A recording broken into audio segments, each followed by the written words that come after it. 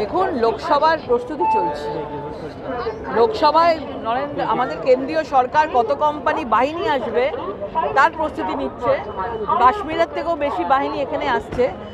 আর লোকসভায় মমতা ব্যানার্জি প্রস্তুতি নিচ্ছে কোথায় কত বোম রাখা হবে, কত বোমাবাজি করব, কত বারুদ রাখবো, কত লোককে গুলি মারবো, কত লোককে খুন করব, তার লিস্ট, তার প্রস্তুতি হচ্ছে। এটাই হচ্ছে ভারতীয় জনতা পার্টি আর একটা আঞ্চলিক দল তৃণমূলের তফাৎ। 100 দিনের টাকা নিয়ে কিন্তু বিঁধেছেন না দেওয়াকে নিয়ে। লোকসভা ভোটের আগে এই বিষয়টা কিভাবে দেখছেন? 100 দিনের কাজের টাকা এদেরকে দেওয়া হয়েছিল এবং এরা হিসাব দেখাতে পারেনি। সেই টাকাগুলো ওরা নিজেদের ঘরে রেখে দিয়েছিল, চুরি করেছিল। যখন প্রেশার পড়েছে তখন এরা নিজের নামে বলে চালাচ্ছে।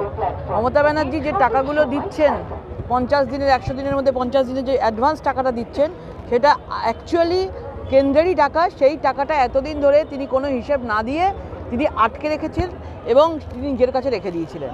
বিষয়টা তাই আছে। উনি কোথা থেকে টাকা পাবেন? তিনি কাউকে দিয়ে দিতে পারেন না, কাউকে কিছু দিতে পারছেন না, মেলা খেলায় টাকা উড়িয়ে দিচ্ছেন। এগুলো তো কেন্দ্রেরই টাকা, এটা তো মোদিজির টাকা। সেই মোদিজির টাকাগুলোকে ঘুরপথে তিনি দিচ্ছেন। এটা এতদিন ধরে তো কোনো হিসাবে তিনি দিতে পারেননি। 4,500 কোটি টাকা, 4,500 কোটি মনরেগার টাকার তিনি হিসাব দিতে পারেননি।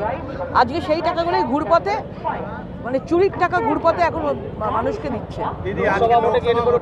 কোনো প্রভাব পড়বে না, কারণ শুধু 100 দিনের কাজের টাকা নয়, প্রধানমন্ত্রী আবাস যোজনাতে মানুষের ছাদ যে পাচ্ছে সেটা আজকে সেটা তৃণমূল কংগ্রেসের হাত ধরে, মানে গভর্নমেন্টের হাত ধরে, রাজ্য সরকারের হাত ধরেই কিন্তু আসছে।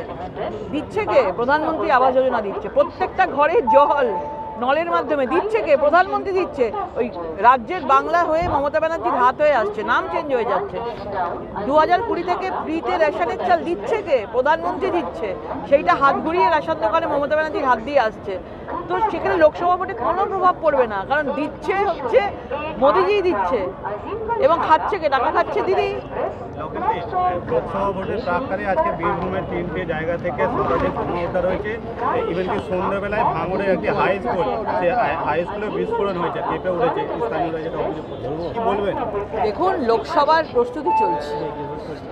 লোকসভায় আমাদের কেন্দ্রীয় সরকার কত কোম্পানি বাহিনী আসবে তার প্রস্তুতি নিচ্ছে।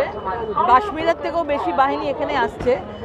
আর লোকসভায় মমতা ব্যানার্জি প্রস্তুতি নিচ্ছে কোথায় কত বোম রাখা হবে, কত বোমাবাজি করব, কত বারুদ রাখবো, কত লোককে গুলি মারবো, কত লোককে খুন করব, তার লিস্ট, তার প্রস্তুতি হচ্ছে। এটাই হচ্ছে ভারতীয় জনতা পার্টি আর একটা আঞ্চলিক দল তৃণমূলের তফাৎ।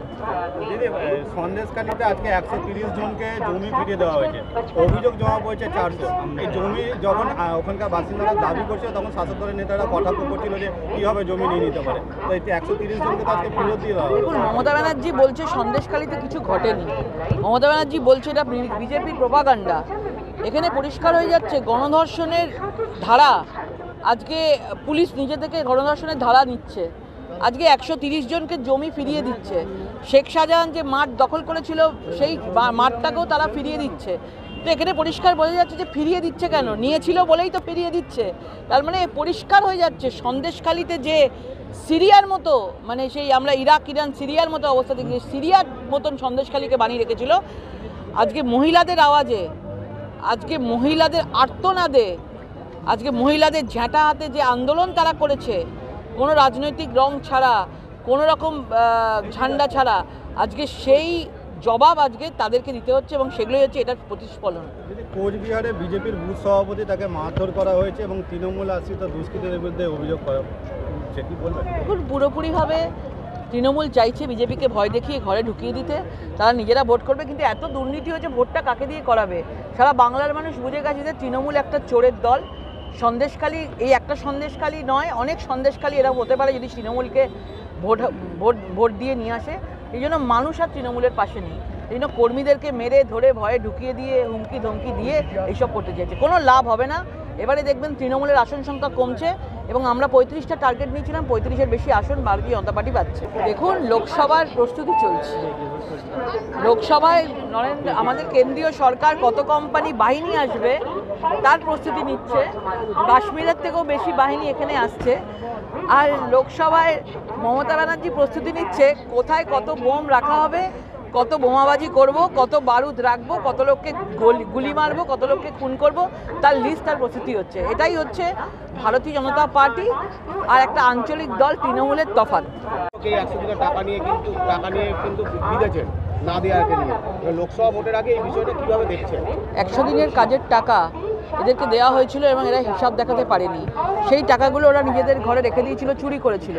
যখন প্রেশার পড়েছে তখন এরা নিজের নামে বলে চালাচ্ছে। মমতা ব্যানার্জি যে টাকাগুলো দিচ্ছেন 50 দিনের 100 দিনের মধ্যে 50 দিনের যে অ্যাডভান্স টাকাটা দিচ্ছেন, সেটা অ্যাকচুয়ালি কেন্দ্রেরই টাকা। সেই টাকাটা এতদিন ধরে তিনি কোনো হিসেব না দিয়ে তিনি আটকে রেখেছেন এবং তিনি নিজের কাছে রেখে দিয়েছিলেন। বিষয়টা তাই আছে। উনি কোথা থেকে টাকা পাবেন?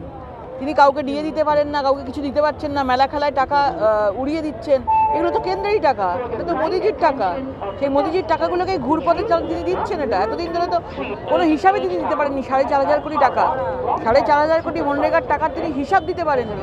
আজকে সেই টাকাগুলোই ঘুরপথে, মানে চুরির টাকা ঘুরপথে এখন মানুষকে দিচ্ছে।